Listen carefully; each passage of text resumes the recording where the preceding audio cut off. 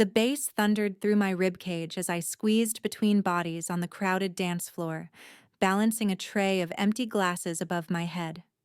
Friday nights at Velvet Sky were always chaos, but tonight felt different. Electric. Dangerous. The kind of energy that made my skin prickle with awareness even as sweat trickled down my spine. I'd been working at the upscale nightclub for 2 months now, ever since I'd fled my hometown with nothing but a duffel bag and determination to never let a man control me again. The pay was decent, the tips better, and most importantly, nobody asked questions about why a 26-year-old woman with a college degree was slinging drinks instead of using her communications diploma. The truth was simple. Marcus, my ex-fiancé, had connections everywhere in our small city. He'd made sure of that during our 3-year relationship, slowly tightening his grip until I couldn't breathe without his permission. When I finally left, I had to disappear completely. New city, new name on my work application, new life. So here I was, Riley Morrison instead of Riley Matthews, navigating through Chicago's elite nightlife crowd in a black dress that was professional enough to pass management's inspection, but tight enough to earn tips that paid my rent. Riley, table 7 needs another bottle of Class Azul. Marcus, not my ex, but the floor manager, shouted over the music. And the VIP section is asking for you specifically. I nodded, depositing my tray of empties at the bar. The VIP section was separated from the main floor by frosted glass panels and velvet ropes, a world within a world where the city's wealthiest played. I'd served there a handful of times, always uncomfortable with how these men looked at me, like I was part of the amenities they'd paid for. But tips were tips, and my student loans didn't care about my discomfort. If you're enjoying this story so far, don't forget to hit the like button and subscribe. Drop a comment telling me where in the world you're watching from. I love hearing from you.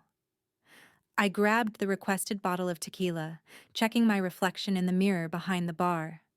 My dark hair was still neat in its high ponytail, my makeup intact despite the heat.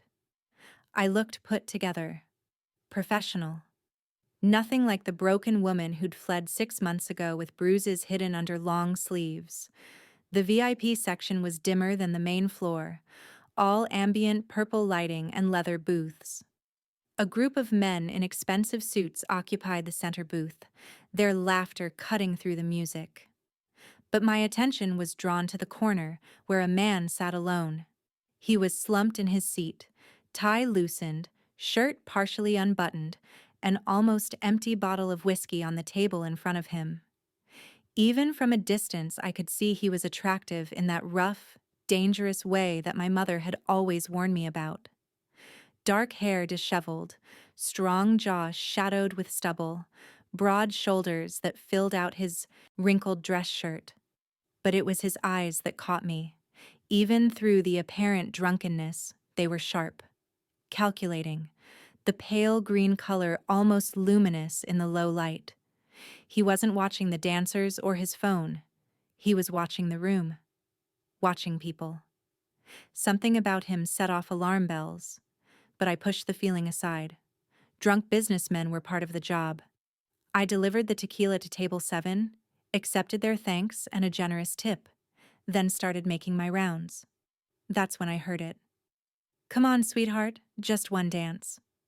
A woman's voice, tight with forced politeness. "I'm here with friends." "Thank you, but no." "Don't be like that. I'm a nice guy. Let me buy you a drink." I turned toward the sound. Near the bar, a man in his 40s had cornered a young woman against the wall. She was maybe 22, dressed in a sparkly top and jeans, her discomfort written across her face as she tried to edge away. The man grabbed her wrist. My body moved before my brain caught up. I'd seen this scene too many times, had lived it. She said no. I inserted myself between them, forcing the man to step back. "You need to leave her alone." He was tall, well-dressed, reeking of expensive cologne and entitlement. His eyes swept over me with obvious appreciation that made my skin crawl. "Who the hell are you?" "Someone who's asking you to back off." "I was just talking to her." His words slurred slightly. "Mind your own business, waitress." The young woman used the distraction to slip away, disappearing into the crowd. Good. At least she was safe. "The lady wasn't interested," I said, keeping my voice level. "Now, can I get you some water? Maybe call you a car?" His hand shot out, fingers wrapping around my upper arm with bruising force. The touch, the control, the assumption that he could put his hands on me, it detonated something inside my chest. Muscle memory from 3 years of being grabbed, controlled, hurt. My free hand came up fast and connected with his face. The slap echoed even over the music, sharp and definitive. His head snapped to the side. For a moment, everything seemed to freeze. The music faded to background noise. People nearby stopped dancing, turned to stare. The man's face, already flushed from alcohol, went crimson with rage. "You bitch! Do you know who I am?" "Someone who's about to be escorted out by security," I said, my hand stinging but my voice steady. "I'll have you fired. I'll make sure you never work in this city again." He lunged toward me, and I braced for impact. It never came. A hand caught the man's shoulder, spinning him around with effortless strength. The drunk man from the corner booth now stood between us, and everything about him had changed. Gone was the sloppy posture, the glazed eyes, the appearance of intoxication. He stood perfectly straight, perfectly balanced, radiating a kind of coiled danger that made the angry businessman look like a child throwing a tantrum. "Touch her again," the man said, his voice quiet but carrying an edge that made my breath catch, "and you'll lose the hand." Up close, he was devastating. Not handsome in a conventional way, but compelling. That pale green gaze was now ice cold, focused entirely on the businessman with an intensity that was almost physical. "Stay out of this," the businessman sputtered, but I could hear the uncertainty creeping into his voice. "This is between me and the waitress." "No." One word, simple, final. "It's not." Security finally arrived, 2 large men in black suits, but they didn't approach the businessman. They approached the green-eyed man, and their body language was all wrong, deferential, almost submissive. "Mr. Costello," one of them said, "is there a problem?" Costello. The name sent ice through my veins. I'd heard it whispered in the break room, always with a mixture of fear and reverence. Vincent Costello owned Velvet Sky, owned half the clubs in Chicago, owned things that weren't spoken about in polite company. And I'd just slapped him. My knees went weak. Oh God, I'd assaulted my boss. My extremely powerful, extremely dangerous boss who apparently had been pretending to be drunk. "This gentleman," Costello said, not taking his eyes off the businessman, "was harassing women in my establishment. He put his hands on one of my employees. I want him removed. Permanently." "Of course, sir." The security guards moved to flank the businessman, who suddenly looked much less confident. "You can't ban me. I spend thousands here every month." "You should have spent them more respectfully." Costello's tone was almost bored. "You're done here, and I'll be making some calls. You'll find most venues in the city suddenly unavailable to you." The businessman's face went pale. He looked at me with pure hatred, and I forced myself not to shrink back. Then security was escorting him away, his protests fading as they led him toward the exit, which left me alone with Vincent Costello. He turned to face me fully, and I got my first clear look at him. Mid-30s, maybe. Tall, over 6 feet, with the kind of build that came from discipline rather than vanity. His suit was expensive, Italian probably, though he'd deliberately mussed it for his drunk act. A thin scar cut through his left eyebrow, and I wondered what had put it there.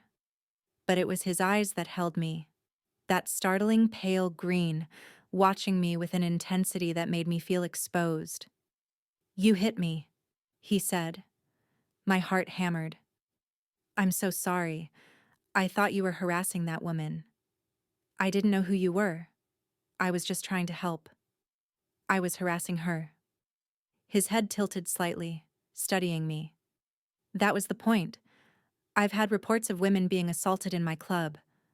I needed to see how my staff would respond, how vulnerable women would be treated.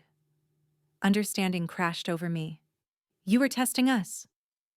I was. Most of your coworkers failed spectacularly. They saw a drunk businessman and a scared woman and did nothing.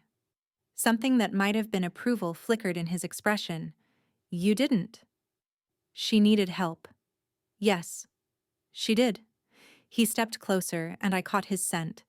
Cedar and smoke and something darker. What's your name? Riley. Riley Morrison. His eyes narrowed fractionally, and I had the sudden, terrifying feeling that he could see right through my lie. That he knew Riley Morrison was a name I'd borrowed from my mother's maiden name and a random street sign. How long have you worked here, Riley? 2 months. And before that? The question was casual, but something in his tone made it feel dangerous. I just moved to Chicago, needed a fresh start. Running from something? My breath caught. What makes you say that? The way you flinched when that man grabbed your arm. The way you're standing right now, weight on your back foot, ready to run. The fact that you've been working here for 2 months, and I've never seen you interact with customers beyond what's professionally required. He took another step closer, and I fought the urge to retreat. Someone hurt you. Recently. It wasn't a question. I lifted my chin, meeting his gaze even though my pulse was racing. That's none of your business. It is if you're working in my club, if someone's looking for you, if there's danger following you, I need to know. There's no danger. I left. It's over. Is it? His hand lifted and I tensed, but he only brushed his knuckles across his jaw where I'd slapped him.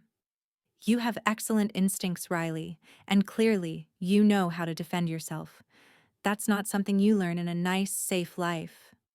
I didn't know what to say to that. Didn't know how to explain the self-defense classes I'd taken in secret, the ones Marcus had found out about and punished me for. The hours I'd spent learning to fight back, while my fiancé systematically broke down every other part of me. The woman I helped, I said instead. Is she okay? She's fine. She was one of my security team, Undercover. His eyes never left my face. You protected someone you thought was in danger without hesitation. Even though the man was bigger than you. Even though you could have been hurt. Even though it wasn't your problem. Why? Because I knew what it felt like to be scared and alone, with no one willing to help. Because I'd spent 3 years begging silently for someone to notice I was drowning. Because every woman I couldn't save felt like failing myself all over again. Because it was the right thing to do, I said simply. Something shifted in Costello's expression. Not quite a smile, but close. Come with me. What? Why? Because I want to talk to you. Privately. He gestured toward the VIP section's private rooms. You're not in trouble, Riley. Quite the opposite. Every instinct screamed at me to refuse, to maintain distance from this man who radiated danger like heat from a flame. But he was my boss, and I needed this job. Needed the cash payments that didn't require a paper trail Marcus could follow. So I nodded and followed Vincent Costello through the club. The private room was quieter, insulated from the chaos outside. Leather couches, a small bar, artwork on the walls that probably cost more than I'd make in a year. Costello closed the door behind us, and suddenly the space felt much smaller. Drink? He offered, moving to the bar. I'm working. Not anymore. I'm giving you the rest of the night off. Paid. He poured 2 glasses of amber liquid, held one out to me. Please. I accepted the glass, though I didn't drink. Just held it, needing something for my hands to do. Costello sat on one of the couches, sprawling back with casual confidence. Up close, Without the drunk act, he was even more magnetic.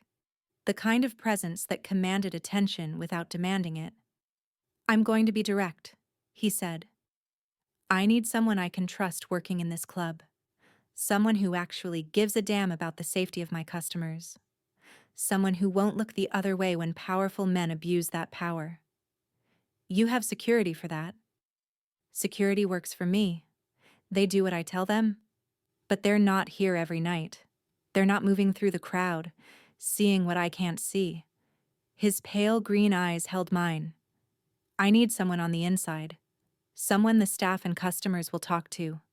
Someone who'll report directly to me about problems before they become lawsuits, or worse." My heart rate picked up. "What exactly are you offering?" "A promotion. You'd still work the floor, but you'd also be my eyes and ears. Any harassment, any drugs being dealt, any suspicious activity, you tell me. In return, I triple your current salary, give you set hours so you're never working alone, and provide security when you leave each night." It was too good to be true, which meant there had to be a catch. "Why me? You don't know me." "I know enough. I know you moved here 2 months ago from somewhere you won't talk about. I know you're using a name that doesn't quite fit right. I know someone hurt you badly enough that you're still looking over your shoulder." He leaned forward, elbows on his knees. "And I know that despite all of that, when you saw someone in trouble tonight, you didn't hesitate to help. That's rare, Riley, especially in my world." "Your world," I repeated. "The mob world?" His eyebrow, the one bisected by that scar, lifted fractionally. "You've heard the rumors." "Everyone's heard the rumors. Vincent Costello, the youngest Don in Chicago's history, ruthless, brilliant, untouchable." I took a small sip of the drink, liquid courage. "They say you took over your father's organization at 25 and expanded it into an empire. They say a lot of things. Some are even true." He smiled, and it transformed his face from severe to devastating. "Does it frighten you?" It should have. God, it should have terrified me. But I'd spent 3 years afraid of Marcus, who had no real power beyond his fists and his cruelty. This man, who actually was dangerous, who could probably destroy lives with a phone call, had shown me more respect in 10 minutes than my ex had in 3 years. "No," I said honestly. "Should it?" "That depends. Are you planning to betray me, steal from me, or cause problems in my business?" "No." "Then you have nothing to fear from me." He stood, closing the distance between us until he was close enough that I had to tilt my head back to maintain eye contact. "I protect what's mine, Riley. And if you accept this position, you'll be mine to protect. That means anyone who hurts you answers to me. Anyone who threatens you disappears. You understand?" The possessive phrasing should have triggered every alarm bell. Should have reminded me of Marcus saying I belonged to him, that he owned me. But this felt different. Costello wasn't trying to control me. He was offering protection, safety, a shield against the world. "I understand," I whispered. "Do you?"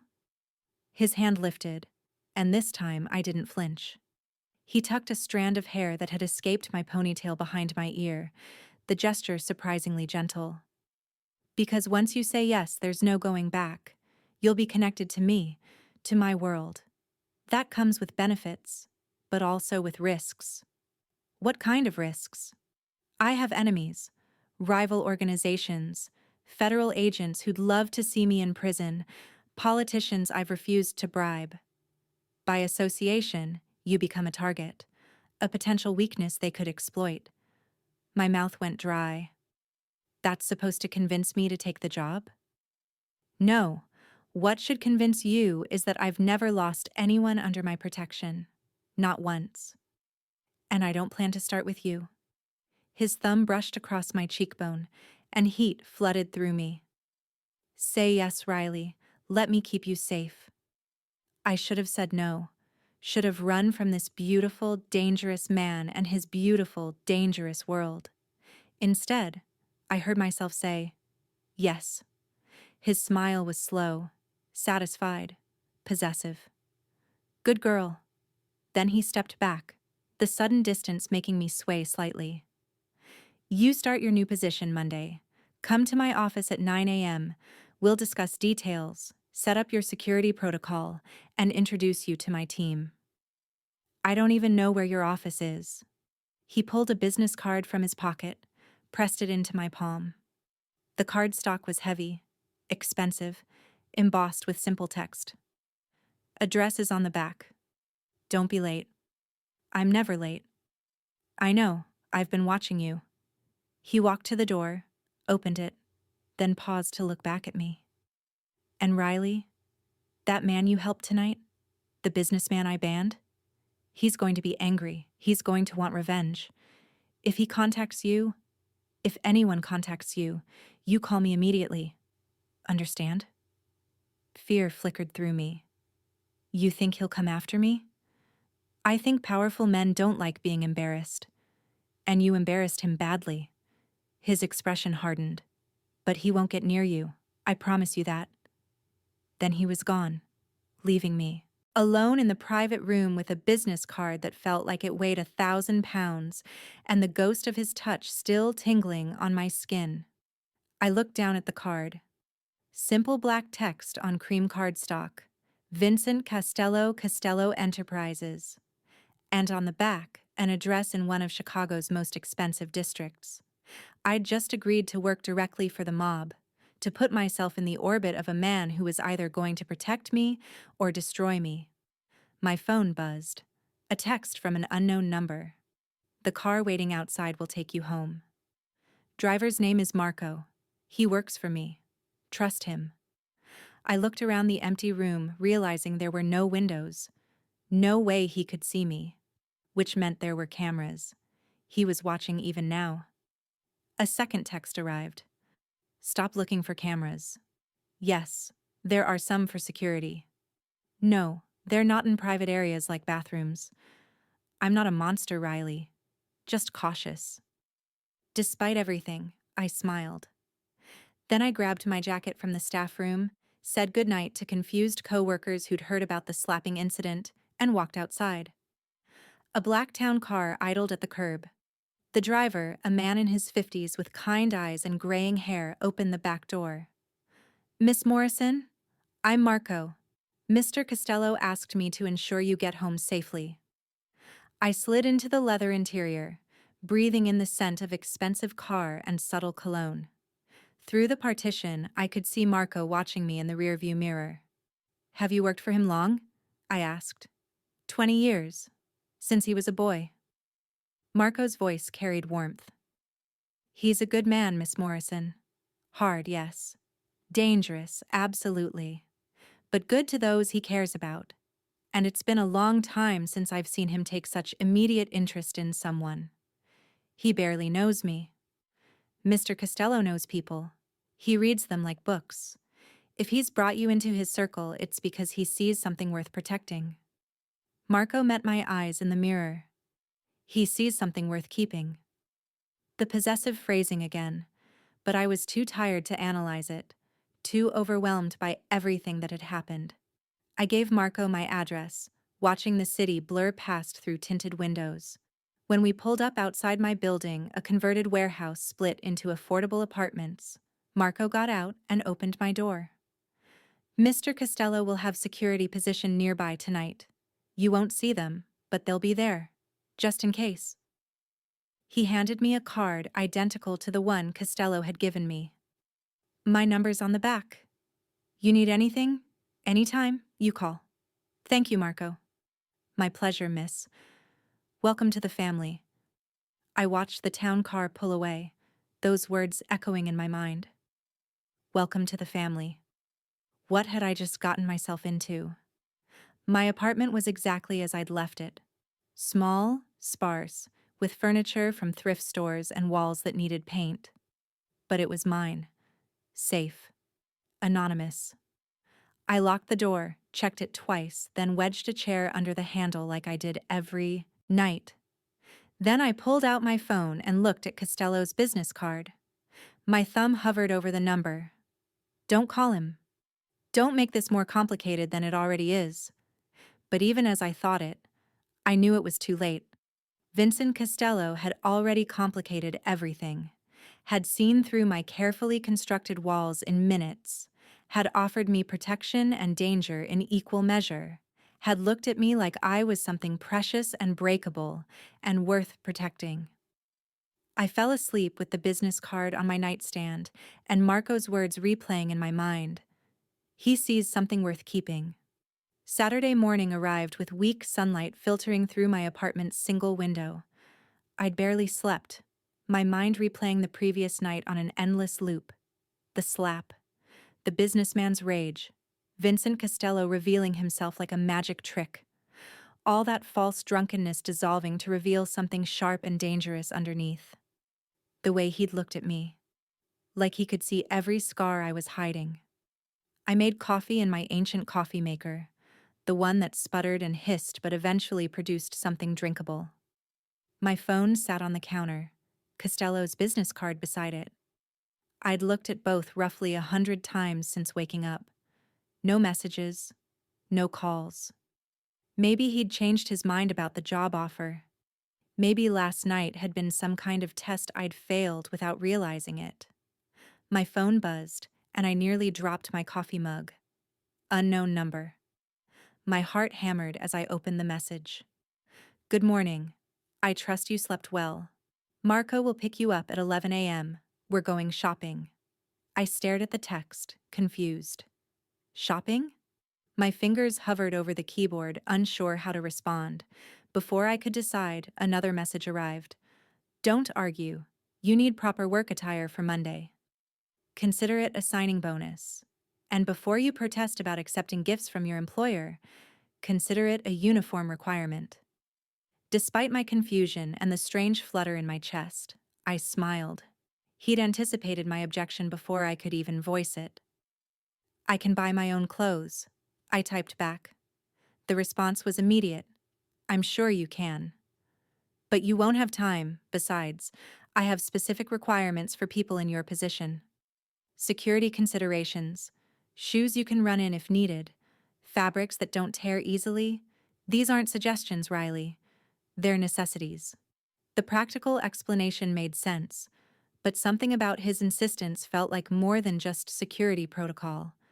It felt like care, like protection extending beyond the job description. Fine, but nothing too expensive. 3 dots appeared, then disappeared, then appeared again. Riley.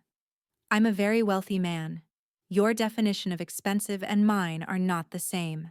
Trust me to take care of this. Please. That final word, please, softened something in my chest. How long had it been since someone had asked for my trust instead of demanding it? Okay. 11 a.m. Good girl. Those 2 words sent unexpected heat through me. I set the phone down, trying to ignore the way my body responded to his approval. This was dangerous territory.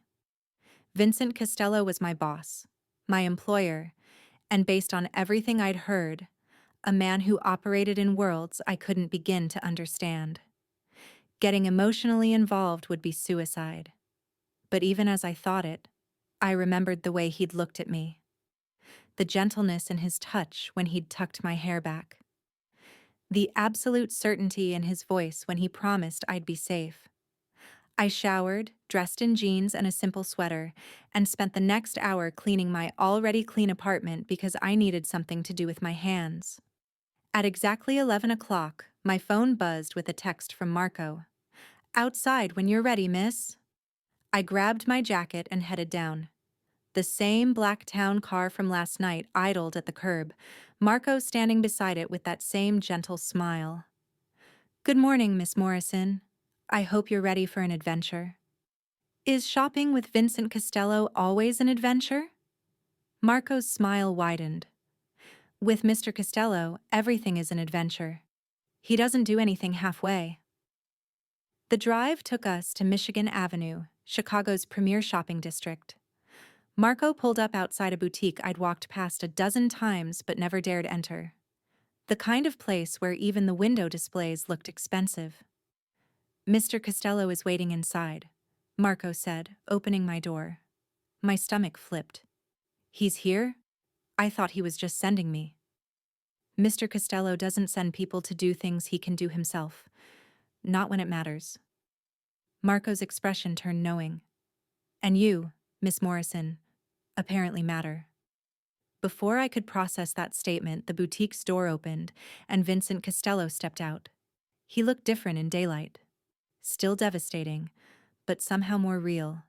He wore dark jeans that probably cost more than my rent, a black sweater that hugged his broad shoulders, and a leather jacket that screamed both wealth and danger. His dark hair was styled with casual precision, and those pale green eyes found mine immediately. "Riley." My name in his voice did things to my pulse I didn't want to examine. "Thank you for coming." Did I have a choice? His lips quirked. "Always, but I'm glad you made the right one." He gestured toward the boutique. "Shall we?" Inside, the boutique was all white marble and soft lighting, with clothes displayed like art pieces. A woman in her 50s approached immediately, her smile professional but warm.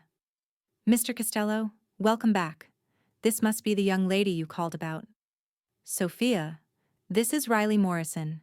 She needs a complete wardrobe suitable for her new position. Professional but practical. Nothing that restricts movement. Shoes with good traction. Quality fabrics that can withstand Chicago weather." Sophia's eyes lit up with the challenge. "I have some ideas. Miss Morrison, if you'll come with me?" I glanced at Costello, who nodded encouragingly. "I'll be right here. If anything doesn't feel right or you're uncomfortable, you tell Sophia immediately." The dressing room was larger than my bathroom, all mirrors and soft lighting. Sophia brought in outfit after outfit, each one more beautiful than the last. Tailored pants in fabrics that felt like silk but moved like athletic wear. Blouses in jewel tones that somehow made my skin glow. Blazers that were structured but not stiff. Dresses that were elegant but not restrictive. Mr. Costello was very specific about his requirements, Sophia said as she pinned a pair of black pants to fit perfectly. "He wants you comfortable and safe. That's unusual for most of my male clients. They usually just want their companions to look beautiful." "I'm not his companion. I work for him." Sophia's knowing smile suggested she didn't believe the distinction. "Of course, dear. Now try on this dress. I think the emerald will look stunning with your coloring." 2 hours later, I'd accumulated more clothes than I'd owned in my entire life. Sophia had outfitted me with work attire, casual clothes, even a few evening pieces, just in case. Every time I tried to protest the quantity or obvious expense, Costello would appear in the doorway and simply shake his head. "You need options, Riley. Different situations require different approaches. Trust me on this." "This has to be costing a fortune." "It's costing me less than an hour of my time financially, and seeing you properly taken care of." His eyes held mine. "That's priceless." My breath caught. He said things like that so casually, like they didn't carry enormous weight. Like promising to take care of me was as simple as ordering coffee. After the boutique, Marco drove us to a shoe store that specialized in what Sophia had called functional fashion. Boots with hidden traction. Heels that were stable enough to run in if necessary. Sneakers that looked casual but were apparently used by security professionals. "You're really serious about the safety requirements," I said as I tried on a pair of ankle boots that were somehow both stylish and practical. Costello sat beside me, watching as I walked back and forth to test the fit. "I'm serious about keeping you safe. That means being prepared for anything." "Do you expect me to have to run from danger regularly?" "I expect nothing. But I prepare for everything." His expression turned serious. "The world I operate in, Riley, it's not always predictable. People get jealous, vengeful, desperate. I need to know that if something happens, You have the tools to protect yourself until I can get to you. Until you can get to me, I repeated softly. That's a big assumption. It's not an assumption, it's a guarantee. He leaned forward, elbows on his knees, those pale green eyes intense. If you're in danger, I will come for you. Every time. Without fail. That's not bravado or empty promises. That's a fact. The certainty in his voice made my chest tight. Why? You barely know me. I know enough. I know you're brave enough to slap someone you thought was hurting others. I know you're running from something but still found the courage to start over. I know you're exactly the kind of person I want in my organization and in my life. He reached out, his hand covering mine on the armrest between us. So yes, Riley, I will come for you. Always. The touch of his hand sent electricity up my arm.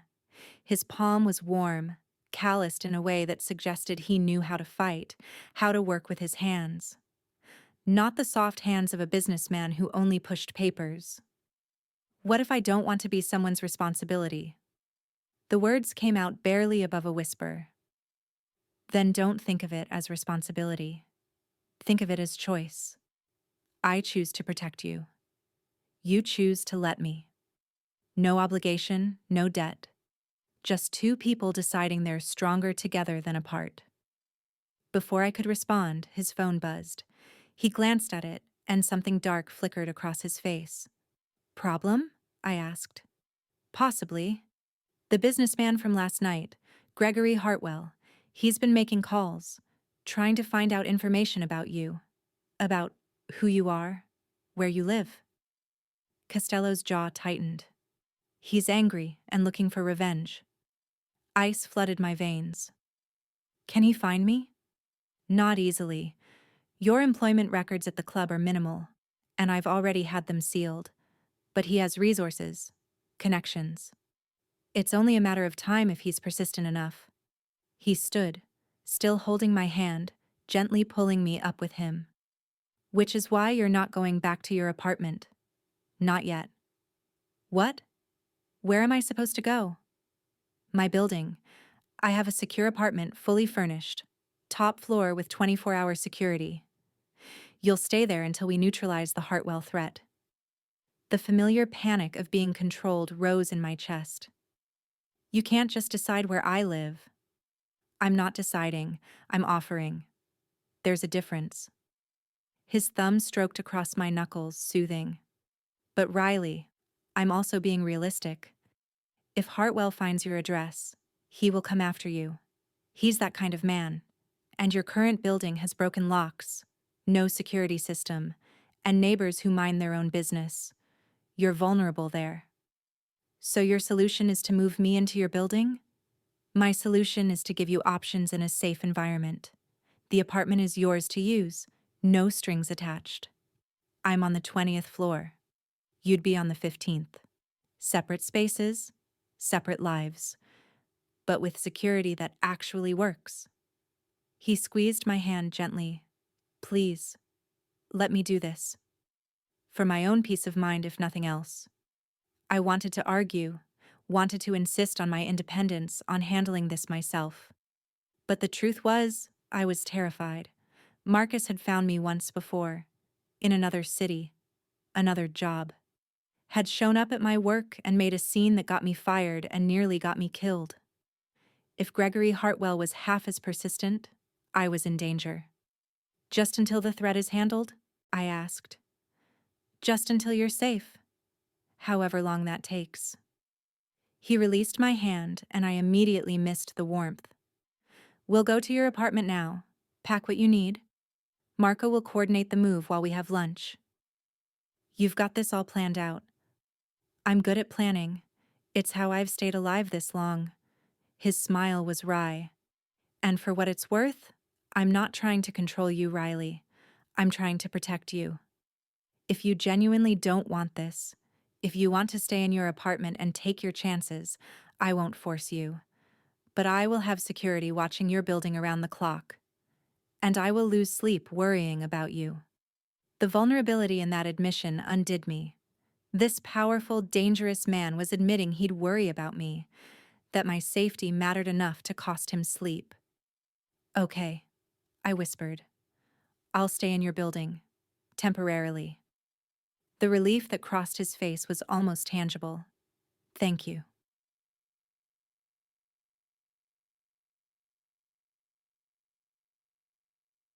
An hour later, I stood in my apartment while Marco efficiently packed my meager belongings. Costello had insisted on coming up with us, his presence making my tiny space feel even smaller. He moved through the apartment with the same assessing gaze I'd noticed last night, taking in the chair wedged under the door handle, the double locks I'd installed myself, the way I'd positioned my bed so I could see both the door and window from where I slept. "You've been scared for a long time," he said quietly.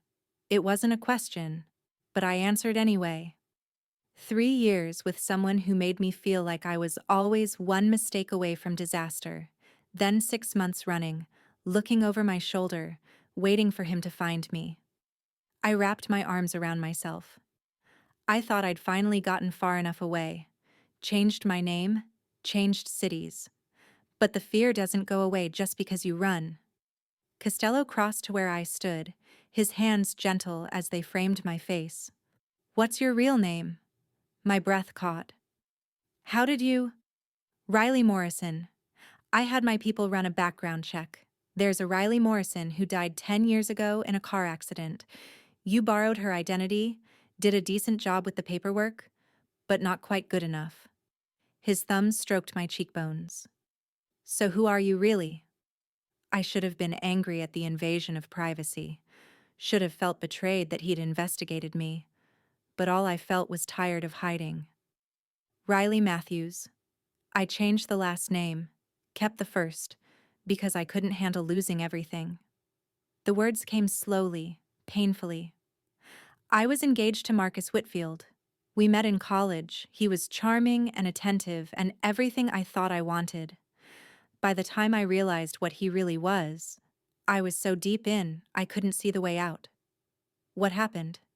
"He isolated me from my friends, my family, made me quit my job so I was financially dependent on him, monitored my phone, my email, my movements. If I was 5 minutes late coming home, he'd accuse me of cheating. If I talked to another man, even in passing, he'd punish me." I closed my eyes, but the memories played anyway. The physical abuse started small, a grab that left bruises, a shove during an argument. Then it escalated. Costello's hands tightened fractionally on my face, his jaw clenched so hard I could see the muscle jumping. I planned my escape for 6 months, saved cash in small amounts he wouldn't notice, made copies of documents. Then one night when he was traveling for work, I packed one bag and left. Took a bus to Chicago, created a new identity, and tried to disappear. "Did he look for you?" "For months. He reported me missing, played the worried fiancé, but I'd left a letter with my sister explaining everything. She told the police I'd left voluntarily, that I was safe but didn't want contact. It should have been enough." My voice cracked. "But Marcus doesn't accept losing. He hired a private investigator, tracked me to my first apartment here, showed up at my job, made a scene, got me fired.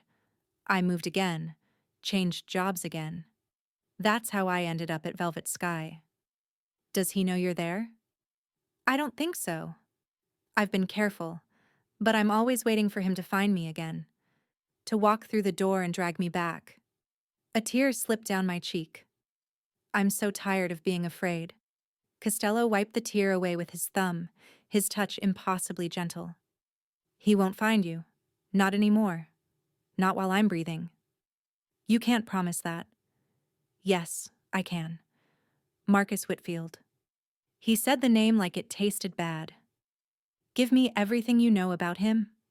Where he lives, where he works, his routines, his connections. I'll handle it." "Handle it how?" "However necessary." His eyes met mine, and I saw the cold calculation there. The dangerous man beneath the gentleman's exterior. Men like him don't stop until they're stopped. Until they understand that touching you again means consequences they can't survive. I should have been horrified. Should have protested this casual discussion of violence, but all I felt was relief. Someone finally believed me, finally saw the danger, finally was willing to stand between me and the monster I'd run from. If you're hooked on this story, make sure to subscribe and turn on notifications so you never miss an upload. Your support means everything and helps me bring you more emotional stories like this one. I'll give you everything I know, I whispered. But Vincent, please don't kill him. I don't want his blood on my conscience. Something shifted in his expression, softened. I won't kill him. But I will make absolutely certain he understands that you're protected now, that pursuing you means destroying himself. Can you live with that? Could I? Could I accept that Vincent Costello would use his power, his connections, his capacity for violence on my behalf? That he would become the monster to keep my monster away? Yes. God help me. Yes. I can live with that.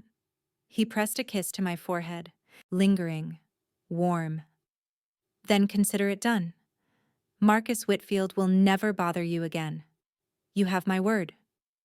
Marco appeared in the doorway. Everything's packed, Mr. Costello. The car's loaded. Thank you, Marco. Costello released me, though his hand found mine immediately. Ready to see your new place? Is it really okay? I'm not imposing? Riley. He squeezed my hand. You could never be an imposition. Now come on, let me show you what safety actually looks like. The drive to Costello's building took 20 minutes through Saturday traffic. Marco navigated expertly while Costello sat beside me in the back, still holding my hand like he was afraid I might disappear if he let go. Tell me about your family, he said suddenly. The question surprised me. Why? Because I want to know you. Not just the scared woman running from her past, but all of you. Where you come from. What matters to you. I studied his face, looking for signs of manipulation or ulterior motives, found only genuine curiosity. I have one sister, Emma. She's 3 years younger, teaching elementary school in our hometown. We talk once a week. Carefully, in case Marcus is monitoring her. The thought of my sister made my chest ache. I haven't seen her in 6 months. Miss her every day. Why don't you bring her to visit? I can arrange secure transportation, make sure it's safe. The casual offer of that kind of help made my throat tight. That would be incredible, but she has school, responsibilities.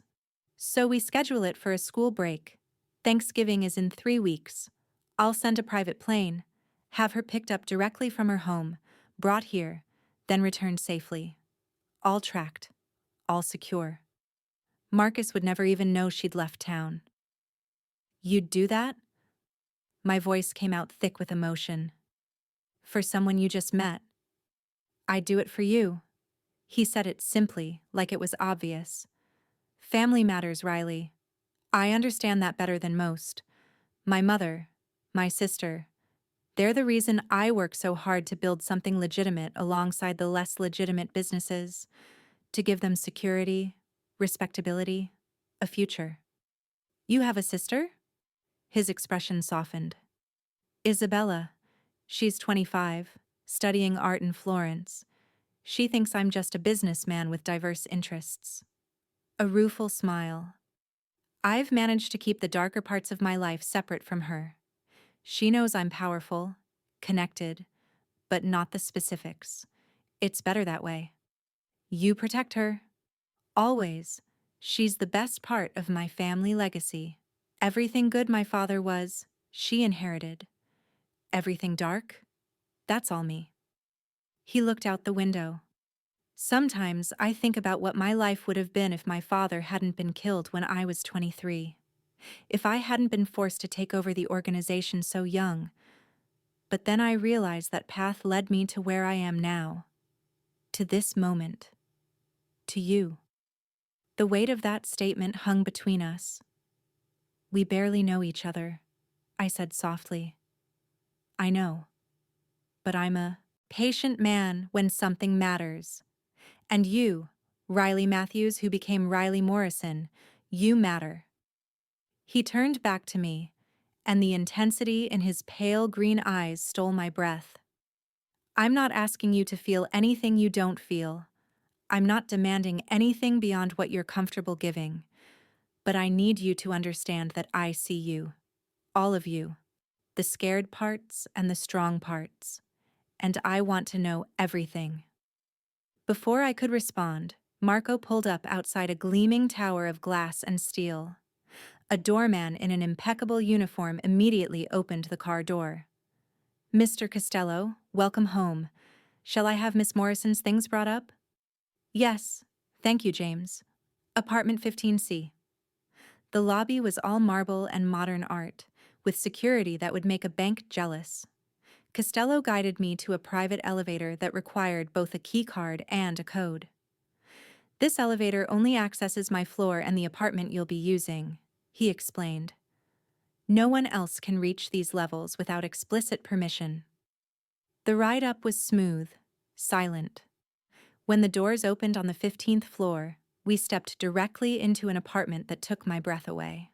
Floor-to-ceiling windows overlooked the city, letting in floods of natural light. Hardwood floors gleamed beneath furniture that managed to be both expensive and comfortable. A full kitchen with appliances I'd only seen in magazines. A living area with a fireplace and built-in bookshelves. 2 bedrooms, each with their own bathroom. This is too much, I whispered. This is safe. Costello moved to the windows, gesturing to the view. The glass is bulletproof. Every entrance has biometric locks. There are panic buttons in each room that alert my security directly. The building has 24-hour surveillance and guards on every floor. You live like this all the time? I live like someone who's made powerful enemies and refuses to be vulnerable. He turned to face me. But it's more than just protection for me. It's protection for everyone I care about. And as of last night, that includes you. Marco and 2 other men arrived with my belongings, efficiently distributing everything to the master bedroom. It felt surreal, watching my secondhand possessions being placed among this luxury. When they finished, Costello walked me through the apartment, showing me how everything worked. The security system, the communication panel that connected directly to his apartment upstairs, the stocked kitchen and bathroom. Anything you need that's not here, make a list. Marco will get it today. He opened the refrigerator, which was already full. I had it stocked this morning. If you have preferences, dietary restrictions, anything, just tell me. You're very thorough. I told you, I take care of what's mine. He closed the refrigerator, leaning against the counter. And before you bristle at the possessive language, understand that it goes both ways. You're mine to protect, but I'm also yours to rely on. Completely. Whatever you need, whenever you need it, you call me. Understood? I nodded, overwhelmed by the intensity of the last 24 hours. Yesterday, I'd been a waitress barely making rent. Today, I was standing in a luxury apartment, being protected by the most dangerous man in Chicago, who looked at me like I was something precious. I should let you settle in, Costello said, though he didn't move toward the door. But Riley, before I go, I need you to promise me something. What? Don't hide from me. Don't pretend you're okay when you're not. Don't minimize your fear or your needs because you think you're being a burden. He crossed to me, his hands settling on my shoulders. I've spent my entire adult life reading people, detecting lies, seeing through facades. I'll know if you're hiding, and it will drive me insane. Why does it matter so much? Because you matter. He said it with such simple conviction that my eyes burned with tears I couldn't explain. Because I've met 1,000 people in my life, and none of them have ever slapped me for pretending to harass women. None of them have made me want to burn down the world to keep them safe after knowing them for less than a day. That's insane. Probably. His smile was self-deprecating. But insane is apparently my default when it comes to you. So promise me. No hiding. I promise to try. That's the best I can do. I'll take it. He pulled me into a hug that surprised me with its gentleness. I stiffened for just a moment before melting into it, letting myself be held by this dangerous man who somehow made me feel safer than I had in years. When he finally released me, his eyes held something I couldn't quite name. Hunger, maybe. Possession, but also tenderness. Get some rest. Explore the apartment. There are books, movies, whatever you need to relax. He moved toward the door. I'll see you Monday morning at 9. We'll go to the office together. Get you properly set up. Vincent? He turned back. Thank you. For all of this. I don't know how to repay you. You already did. You trusted me enough to say yes. That's all I need. Then he was gone, leaving me alone in this beautiful cage that somehow felt like freedom. I walked through the apartment again, touching surfaces, opening cabinets, trying to convince myself this was real. In the master bedroom, I found my clothes already hung in the massive closet. On the nightstand sat a phone I didn't recognize with a note in masculine handwriting. This phone is secure and untraceable. My number is programmed in. Call anytime, for any reason. You're safe now.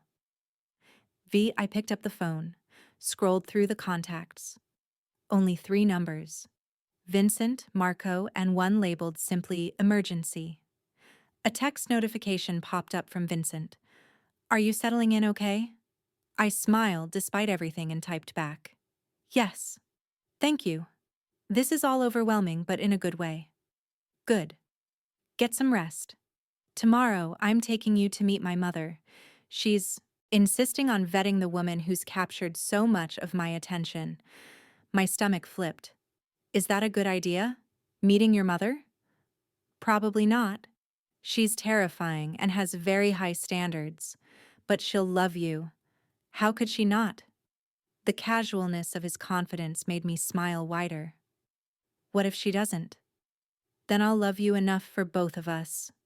The message made my breath catch. He'd said love so casually, like it was already a fact rather than a possibility. Before I could figure out how to respond, another message arrived.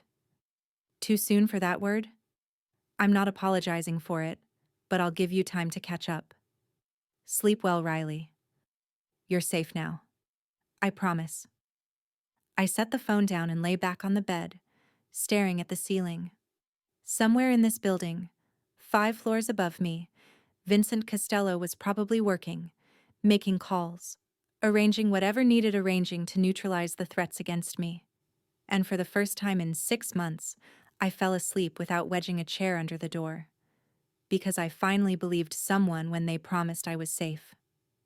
Sunday morning, I woke to sunlight streaming through windows I'd forgotten to cover. For a terrifying moment, I didn't know where I was. Then memory flooded back. Vincent's apartment. Safety. Protection.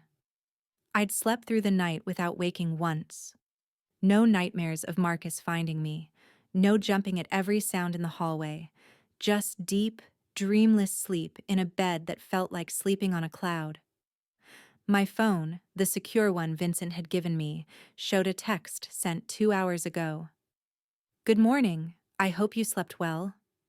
Brunch with my mother is at noon. Marco will pick you up at 11:30. Wear something comfortable but nice. She judges. Fair warning. I smiled at the message, then panicked. Meeting his mother. What was I supposed to wear?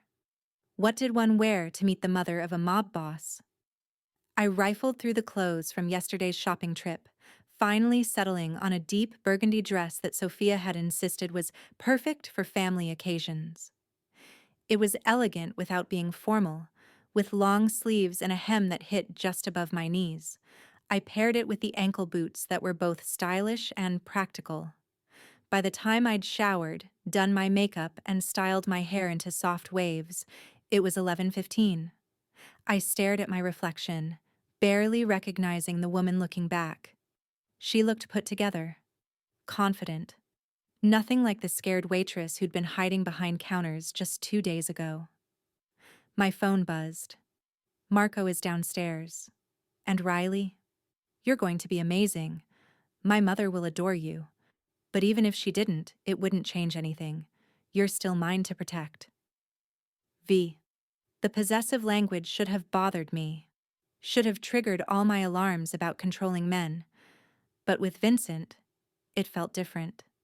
Less like ownership and more like belonging. Like I'd found a place in the world where someone would fight for me instead of against me. Marco greeted me in the lobby, with his gentle smile. "Miss Matthews, you look lovely. Mrs. Costello will be charmed." I froze. "He told you my real name." "Mr. Costello tells me everything that matters. And you, miss, clearly matter very much." Marco opened the car door. "Don't worry, your secrets are safe. I've been keeping the Costello family's secrets for 20 years. Yours are no different." The drive took us to an elegant brownstone in one of Chicago's most exclusive neighborhoods, the kind of place where old money lived quietly, behind pristine facades and private security. Vincent waited on the front steps, and my breath caught. He wore charcoal slacks and a cream sweater that made his pale green eyes even more striking. His dark hair was slightly disheveled, like he'd been running his hands through it nervously. Vincent Costello. Nervous. The thought was almost amusing. He opened my car door himself, offering his hand. "You look beautiful." "You look nervous?" His laugh was surprised and genuine. "I am. My mother is formidable. She's going to have opinions about you, about us, about everything. And normally, I don't care what anyone thinks, but—" He trailed off, his thumb stroking across my knuckles. "Her opinion matters. I want her to see what I see." "And what do you see?" "Someone extraordinary who doesn't realize it yet." He tucked a strand of hair behind my ear, the gesture already becoming familiar. "Ready?" "Not even a little bit." "Good. Honesty." He smiled and kept hold of my hand as we climbed the steps. The interior of the brownstone was elegant but warm. Family photos lined the walls, artwork that looked original but not ostentatious. The scent of something delicious wafted from what I assumed was the kitchen. "Vincent!" a woman's voice called out. "Finally! I've been waiting." She appeared from a doorway to the right, and I understood immediately where Vincent got his presents. Maria Costello was in her late 50s, with dark hair showing threads of silver, striking features, and those same pale green eyes. She moved with the confidence of someone who'd never doubted her place in the world. Her gaze swept over me with sharp assessment. Then, surprisingly, she smiled. "So, this is the girl who slapped my son." My face flamed. I thought he was harassing someone. I didn't know that he was testing his security protocols. "Yes," he told me. Maria crossed to me, taking both my hands in hers. "Do you know how many people would have the courage to stand up to a man they perceived as dangerous? How many would risk themselves for a stranger?" Her smile widened. "I like you already, Riley. Come, let's eat. I want to hear everything." Brunch was served in a sunlit dining room overlooking a private garden. The food was incredible. Homemade pasta, fresh bread, salads that tasted like summer despite the autumn weather.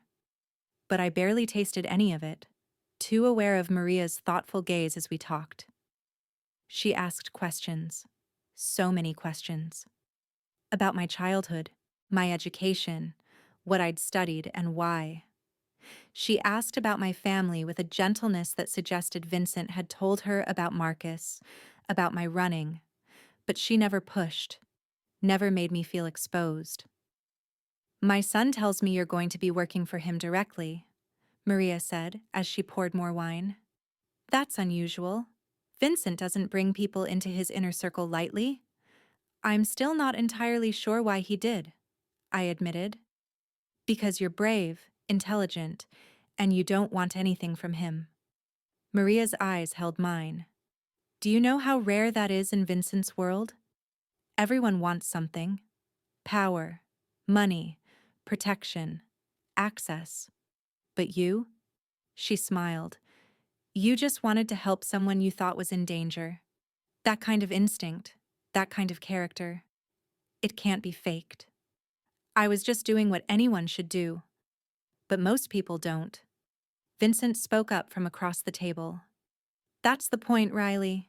Most people see trouble and look away. You see trouble and step directly into it. Which is going to give me gray hair, Maria said, but her tone was affectionate. Vincent has already told me about the threats you're facing. This Hartwell man and your ex-fiancé. You should know that you have the full protection of this family now. Anyone who threatens you threatens us. The casual declaration of support made my throat tight. I don't understand why you're all being so kind to me. I'm nobody. Maria's expression turned fierce. You are not nobody. Don't ever say that again. She reached across the table and squeezed my hand. I lost my husband 12 years ago. Watching Vincent take over at such a young age, watching him navigate that dark world, it nearly destroyed me. He became so hard, so closed off. Necessary for survival, but heartbreaking for a mother to watch. Vincent shifted uncomfortably. Mama, let me finish. Maria's tone brooked no argument. Then yesterday, he calls me. Excited. Actually excited for the first time in years. Tells me about this woman who slapped him, who protected a stranger, who looked at him without fear or calculation, who made him feel something again. Her eyes glistened. So no, Riley, you're not nobody. You're the woman who reminded my son he's still human underneath all that armor. I couldn't speak. Couldn't process the weight of what she was saying. Vincent stood, moving to my chair. Can I steal her for a moment, Mama? I want to show her the garden. Of course. Take your time. The garden was beautiful even in late autumn, with the last of the season's flowers clinging to life. Vincent led me to a bench beneath an old oak tree, its branches bare against the cloudy sky. I'm sorry if that was overwhelming, he said, sitting close enough that our shoulders touched. My mother doesn't do subtle?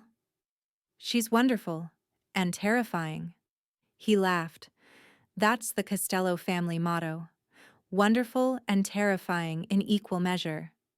His expression turned serious. But she meant what she said. About you, being under family protection, that's not something we offer lightly. Vincent, we barely know each other. This is all happening so fast. I know. Believe me, I know this is insane. He turned to face me fully. I've spent 12 years being calculated about everything. Every decision, every relationship, every move planned 3 steps ahead. Then you walk into my club and ruin all of that by being exactly who you are. I didn't mean to ruin anything. You ruined my carefully maintained control, my ability to keep people at a distance, my conviction that I was better off alone. His hand cupped my face. You walked in and made me want things I'd convinced myself I didn't need. Safety for someone other than family, connection, the possibility of something beyond just surviving. I'm scared, I admitted, of how fast this is moving, of how much I'm starting to feel, of what happens when reality catches up to this fairy tale. This isn't a fairy tale, Riley. Fairy tales are clean and simple. This is messy and complicated and probably dangerous. His thumb traced my cheekbone. But it's real. What I feel for you, what I'm willing to do to keep you safe, that's the realest thing I've felt in years. What if I can't be what you need? What if I'm too broken from Marcus, too damaged to be in any kind of relationship? Then we work on it together. I'm not expecting you to be perfect, Riley. I'm just asking you to be honest, to let me in, to trust that I'm not him. His voice dropped. I will never hurt you the way he did. Never control you. Never make you feel small. I swear it on everything I love. I searched his face for signs of manipulation, of the lies Marcus had wrapped in pretty words. Found only sincerity and something that looked almost like desperation. I want to trust you, I whispered. I'm trying to trust you. That's enough. For now, that's enough. He pressed a kiss to my forehead, lingering. Now come on. My mother will have dessert ready, and if we don't go back, she'll come out here and drag us inside. We returned to find Maria bringing out what she called a simple tiramisu that looked like it belonged in a magazine. As we ate, the conversation shifted to lighter topics. Maria told embarrassing stories about Vincent as a child.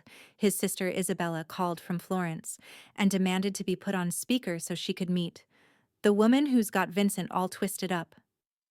He never talks about anyone, Isabella said, her voice carrying the musical quality of someone who'd spent years in Italy. So whoever you are, Riley, you must be special. Take care of him, okay? Underneath all that scary mob boss exterior, he's still my big brother who used to let me paint his nails. Isabella, Vincent groaned, but he was smiling. It's true. You were so patient with me. Still are. Her voice softened. I love you, Vin. And Riley, I can't wait to meet you properly. Maybe you can come visit Florence with Vincent? I'll show you all the best places. After the call ended, Maria walked us to the door. She pulled me into a hug that smelled like expensive perfume and something that reminded me of my own mother. You're welcome here anytime, she said. You need anything, you call me. Vincent has my number programmed into that phone he gave you. She pulled back, her hands on my shoulders. And Riley, don't let fear of the past steal your future. I know it's hard to trust again after being hurt, but my son is worth the risk. The drive back to Vincent's building was quiet, both of us lost in our own thoughts. When we arrived, Vincent walked me up to the apartment, his hand never leaving the small of my back. Thank you for today, I said as we stood in the doorway. Your family is amazing. They like you, I could tell. He stepped closer, backing me gently against the doorframe. But I should probably tell you something. What? I had my people look into Gregory Hartwell. He's more dangerous than I initially thought, connected to some very problematic people with a history of retaliating against anyone who crosses him. Vincent's jaw tightened. He's been making calls, Riley, asking about you, offering money for information. Ice flooded my veins. Has he found anything? No, because I've got better people and better resources. But he's persistent, which means we need to be strategic about handling him. What are you going to do? Make him an offer he can't refuse. Vincent's smile was cold. Hartwell has business interests that are barely legal, investments that wouldn't survive close scrutiny. I'm going to have a conversation with him about how continuing to harass you would be very bad for those interests. You're going to threaten him. I'm going to inform him of consequences. There's a difference. His hand cupped my face. But I need you to trust me on this. Trust that I know how to handle men like him without it blowing back on you. And Marcus? Have you found anything about him? Vincent's expression darkened. I've found everything about him. Home address, work schedule, financial records, even his browsing history. The man is obsessed, Riley. He's been tracking social media, calling hospitals and clinics, asking about women matching your description, monitoring your sister. My stomach dropped. Emma? Is she okay? She's fine, but he's been watching her, hoping she'll lead him to you. Vincent's grip on my face tightened slightly. Which is why I've already arranged protection for her. She doesn't know about it, but there are people watching to make sure Marcus doesn't get close. You did that without telling me? I did that because every second counted. But I'm telling you now. His eyes held mine. I'm not Marcus Riley. I'm not controlling your life. I'm protecting it. If you want me to pull the security from your sister, I will. But I'm asking you to trust that I'm doing this for the right reasons. I wanted to be angry at the presumption, wanted to assert my independence, insist on being consulted. But the truth was, knowing Emma was protected lifted a weight I hadn't realized I'd been carrying. Thank you, I whispered, for keeping her safe. Relief crossed his features. Always. Your family is my family now, Riley. That's how this works. I'm still not sure what this is. This.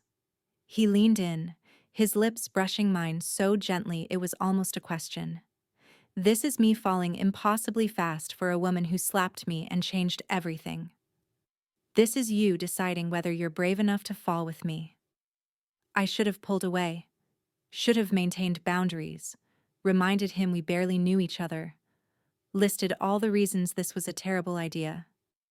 Instead, I kissed him back. It was soft at first, tentative, both of us testing the waters. Then his hand slid into my hair and I pressed closer, and suddenly it was fire. Consuming.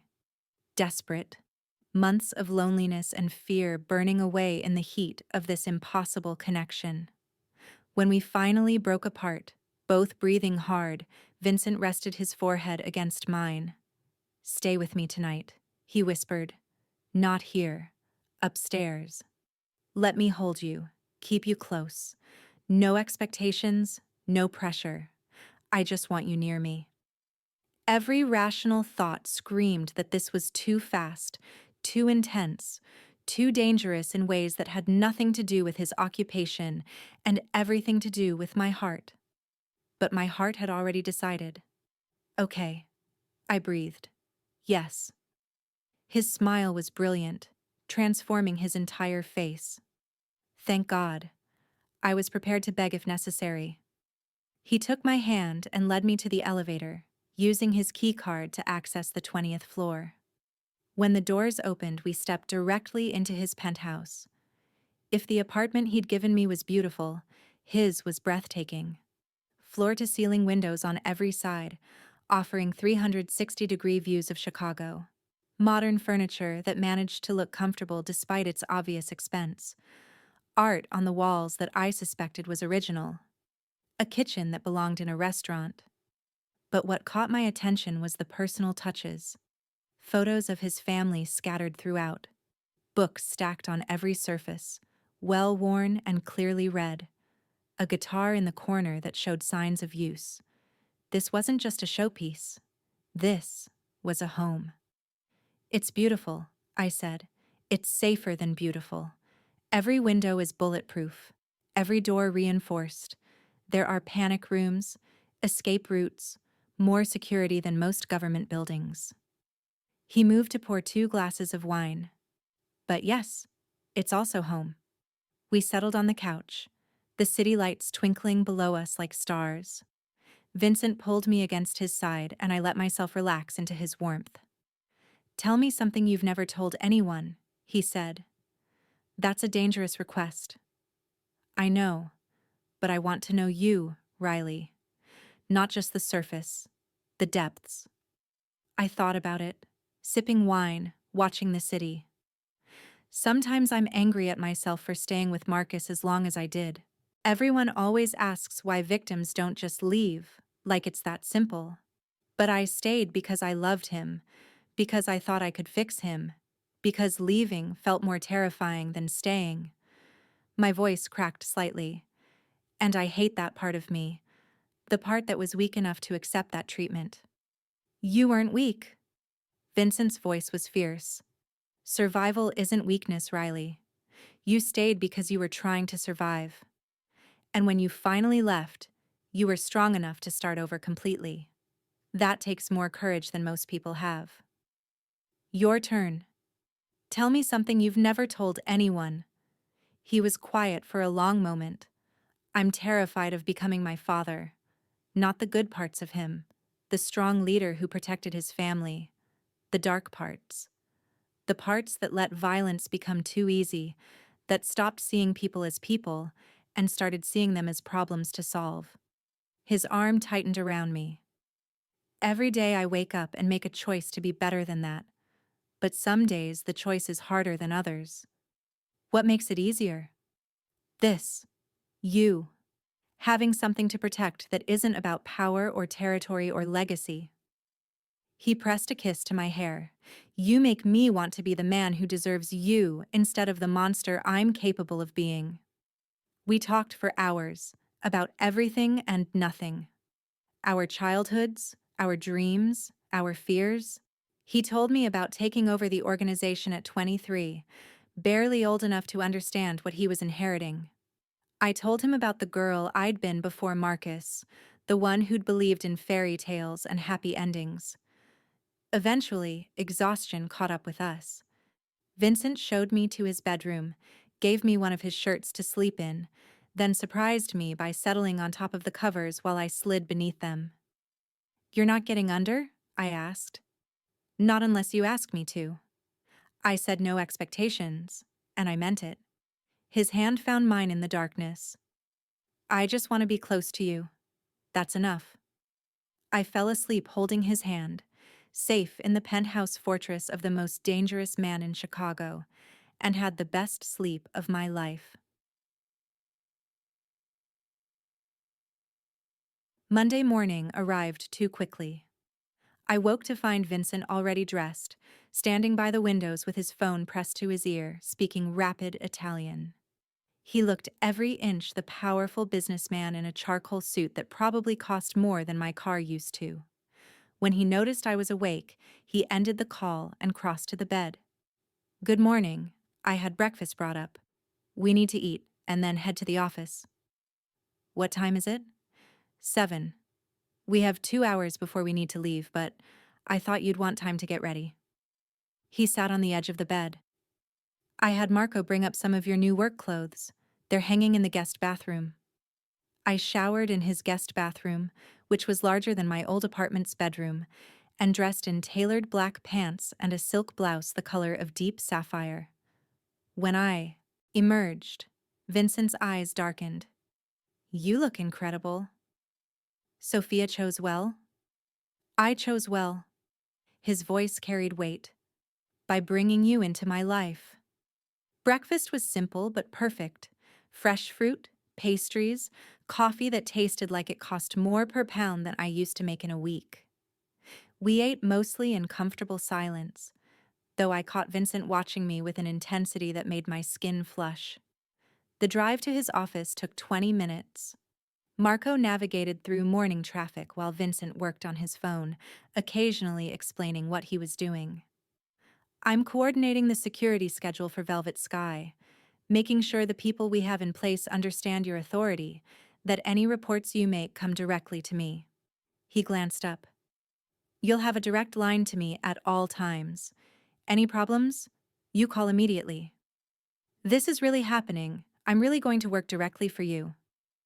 "Yes. And Riley?" He set his phone down. "Some of what you see today might surprise you. My main office handles both legitimate business and the less legitimate side. You'll meet people who work in both worlds. If you're uncomfortable at any point, you tell me. Understood?" "What exactly will I be seeing?" "The real Costello organization, not the sanitized version the public sees." His eyes held mine. "I'm trusting you with this, Riley, more than I've trusted anyone outside family. Don't make me regret it." "I won't."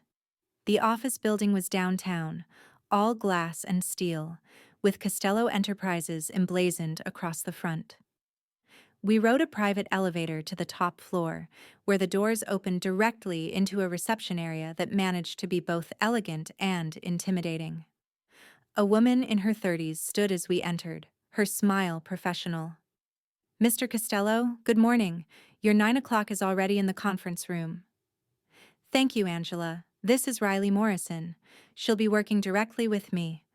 I want her set up with full access, credentials, security clearance, everything." Angela's eyebrows rose fractionally, but she nodded. Of course.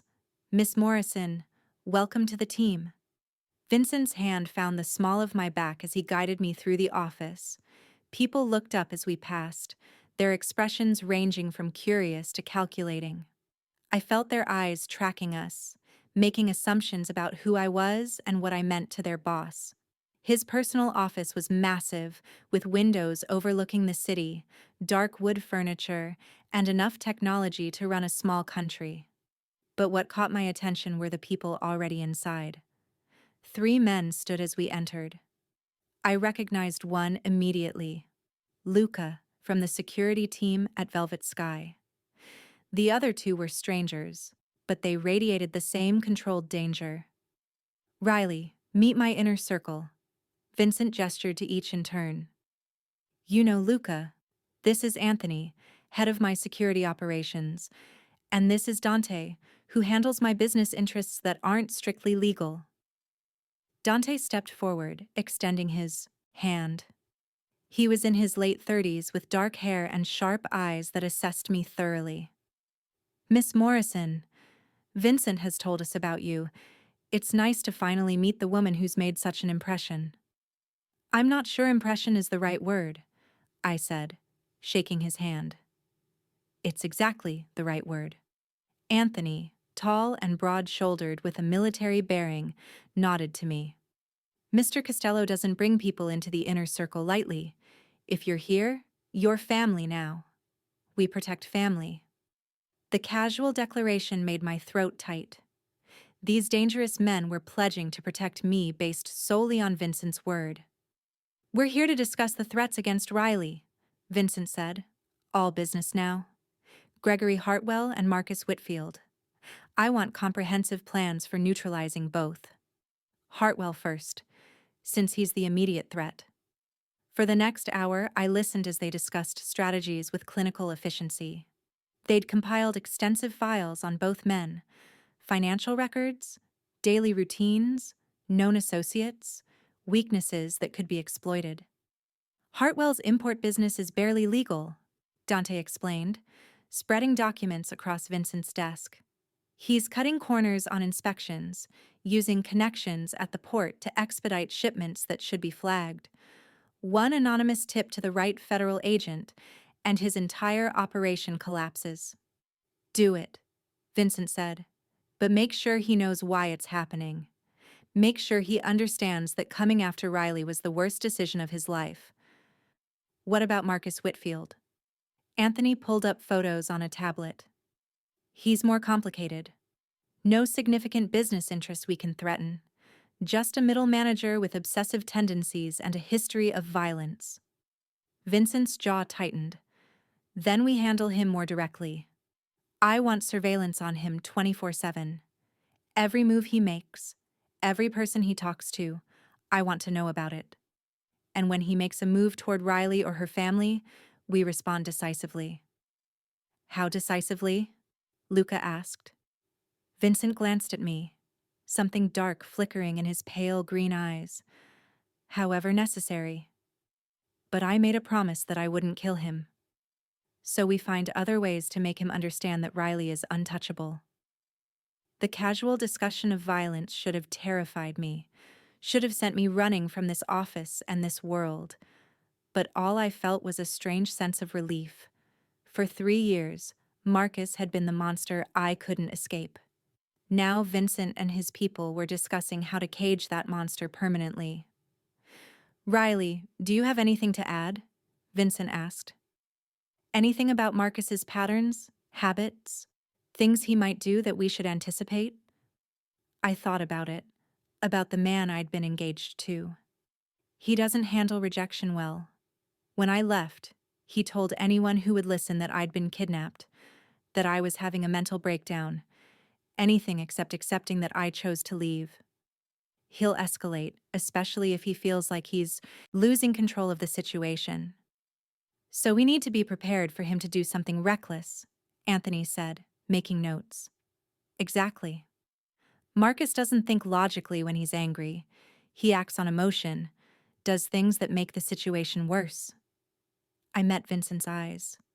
He'll come for me eventually. It's not a question of if, but when. Then we'll be ready.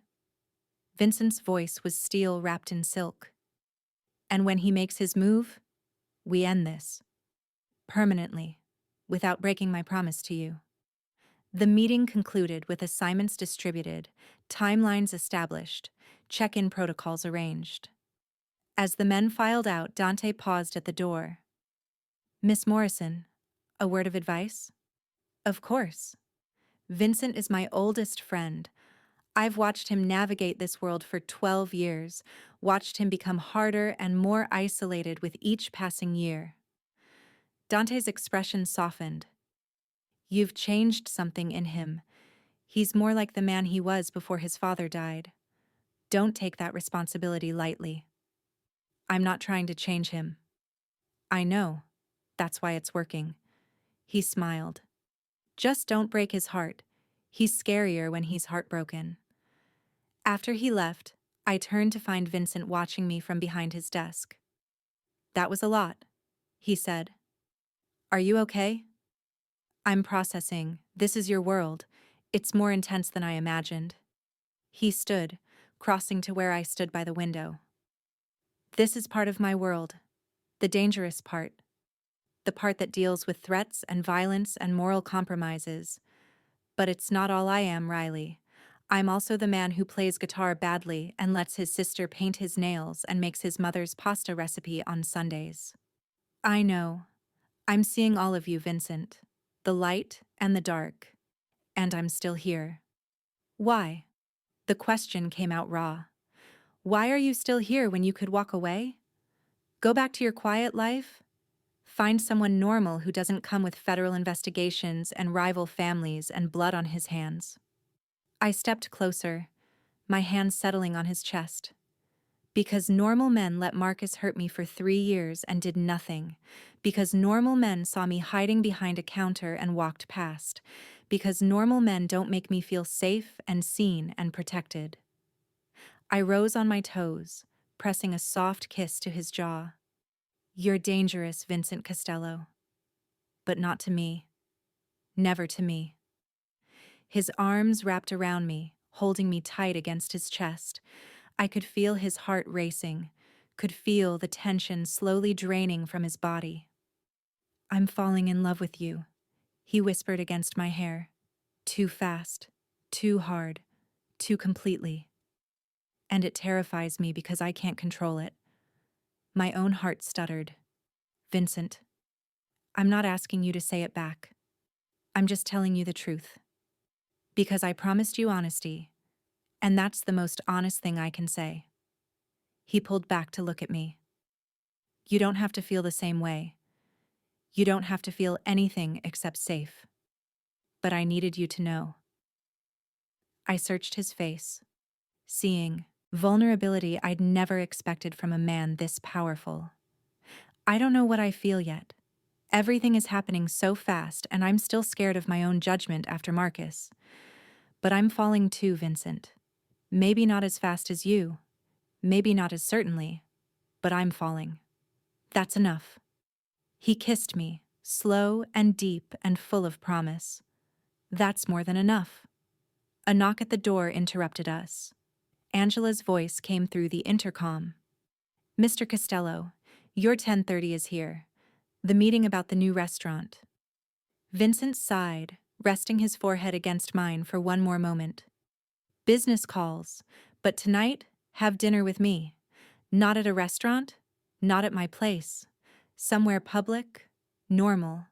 Let me take you on an actual date. Are you asking me out, Mr. Costello? I'm begging you, Miss Morrison. Say yes. I smiled, feeling lighter than I had in years. Yes, I'd love to have dinner with you. 7 o'clock. Wear something that makes you feel beautiful. Though honestly, you could wear a paper bag and I'd still be the luckiest man in the restaurant. Charmer. Only for you. The rest of the day passed in a blur. Vincent had me shadow him through meetings, introduced me to key personnel, explained the intricate web of legitimate and illegitimate businesses he managed. It was overwhelming and fascinating in equal measure. But through it all, I felt his attention on me, felt the way he'd check in with a glance, a touch, making sure I was okay, making sure this world he was revealing wasn't too much. By 5 o'clock, I was exhausted. Vincent sent me back to his penthouse with Marco, promising to pick me up at 7 for dinner. I spent the next 2 hours getting ready, trying on half the dresses from our shopping trip before settling on a deep emerald green that hugged my curves and made my eyes look brighter. I wore my hair down, did my makeup with more care than usual, and was examining my reflection when my new phone rang. Vincent's name flashed on the screen. "I'm outside," he said when I answered. "And I should warn you, I'm going to have a very hard time keeping my hands to myself when I see you in that dress." "How do you know what dress I'm wearing?" "Security cameras in the elevator. I may have been watching you leave your apartment." He sounded almost sheepish. "Is that creepy?" "That's probably creepy." I laughed despite myself. "A little creepy, but also kind of sweet." "I'll take it. Now come down here before I lose my patience and come up there." The restaurant he'd chosen was intimate and elegant, with soft lighting and private booths. The host greeted Vincent by name, leading us to a corner table that offered both privacy and a clear view of the exits. Old habits, I was learning, died hard. "This is beautiful," I said as I settled into the plush seat. "It's owned by a friend. Former client who decided to go legitimate. Best Italian food in the city outside my mother's kitchen." Vincent reached across the table, taking my hand. "And before you ask, yes, we're safe here. Yes, there's security positioned discreetly throughout the restaurant. And yes, I'm completely aware that I'm being paranoid, but your safety is worth my paranoia." I wasn't going to ask any of that. "Then what were you going to ask?" I smiled. "If you'd tell me more embarrassing childhood stories. Your mother and Isabella barely scratched the surface." His laugh was warm, genuine. "You want embarrassing? Let me tell you about the time I was 12 and tried to impress a girl by stealing my father's car." We talked through dinner, sharing stories and dreams and fears. He told me about growing up in the shadow of his father's reputation, about the weight of expectations that came with the Costello name. I told him about the small town I'd left behind, about dreams of a career I'd abandoned when Marcus made it impossible to pursue. "You could go back to it," Vincent said as dessert arrived. "Communications, right? Public relations? I have businesses that could use someone with those skills. Legitimate businesses where you'd be using your degree." "You'd hire me for something beyond security at the club?" "Riley, I'd give you whatever position you wanted. Whatever makes you happy. Whatever lets you build the life you want." His thumb stroked across my knuckles. "I'm not trying to control your future. I'm trying to give you the freedom to choose it." Before I could respond, his phone buzzed. His expression darkened as he read the message. "What is it?" "Marcus Whitfield just booked a flight to Chicago. He arrives tomorrow afternoon." Vincent's eyes met mine, and I saw cold fury there. "He's coming for you, Riley. And when he lands, I'll be waiting." My blood ran cold, but beneath the fear was something else. Relief, maybe. That the waiting was finally over. That the confrontation I'd been dreading for 6 months was finally coming. "What are we going to do?" "We?" Vincent's voice softened. "We are going to make sure you're safe. Then I'm going to have a conversation with Marcus Whitfield that ensures he never bothers you again. I want to be there. When you talk to him, I want to be there." "Absolutely not. Riley, this could get dangerous." "He controlled me for 3 years because I was too scared to fight back. I ran for 6 months because I thought I was too weak to face him." I squeezed his hand. "I'm not running anymore, Vincent. And I'm not hiding. If you're going to confront him, I need to be there. I need him to see that I'm not afraid anymore." He studied my face for a long moment. "You're sure?" "I'm sure." "Then we do this together." He signaled for the check. But we do it my way, with my people, following my security protocols. Agreed? Agreed. The drive back to his building was tense, both of us processing what tomorrow would bring. In the elevator, Vincent pulled me close. Stay with me tonight. I need you close. Need to know you're safe. I'm not going anywhere. We fell. Asleep tangled together in his massive bed, his arms wrapped around me like he could shield me from everything coming. And for those few hours, I let myself believe he could. Tomorrow, Marcus would arrive. Tomorrow, this chapter of fear and running would finally end. But tonight, I was safe in Vincent Costello's arms. And for the first time in 3 years, that was enough. Tuesday afternoon, I stood in Vincent's penthouse watching the city below, my heart hammering against my ribs. Somewhere out there, Marcus had just landed. Somewhere out there, the man who'd controlled and hurt me for 3 years was searching for me one last time. Vincent emerged from his office, phone in hand. He's at baggage claim. Anthony's team is tracking him. The moment he makes a move, we'll know. Where will you confront him? Neutral ground. A warehouse I own in an industrial area. Private, secure, with no civilians who could get caught in the crossfire if he does something stupid. Vincent crossed to me, his hand settling on my shoulders. But Riley, last chance to change your mind. You don't have to face him. Yes, I do.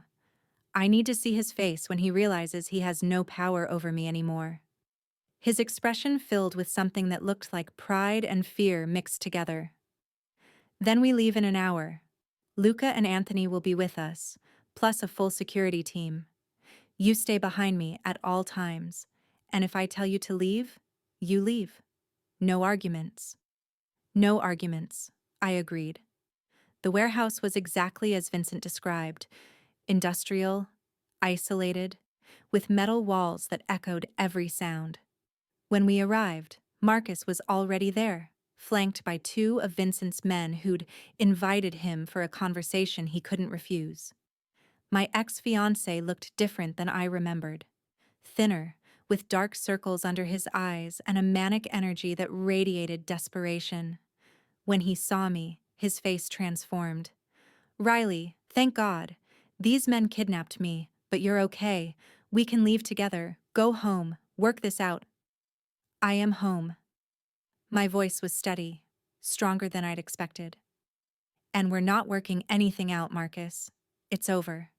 It's been over for 6 months. You don't mean that. You're confused. Maybe they've been threatening you. He tried to move toward me, but Anthony stepped into his path. Stay where you are, Anthony said calmly. Marcus's expression twisted with rage. Who the hell are you people? You can't just take someone against their will. Like you did. Vincent's voice cut through the space like a blade. Like you did for 3 years, controlling her, hurting her, making her so terrified she had to change her identity and flee her own life. I don't know what she told you, but she's lying. Riley lies. She manipulates. Stop. I stepped forward, Vincent's hand steadying at my back. You don't get to rewrite history, Marcus. You hit me. You controlled every aspect of my life. You made me believe I was worthless, that no one else would ever want me, that I deserve the way you treated me. I loved you, he said, and there were actually tears in his eyes. Everything I did was because I loved you. That's not love. Love doesn't leave bruises. Love doesn't isolate and control. Love doesn't make someone so afraid they sleep with a chair under the door. My voice cracked, but I didn't stop.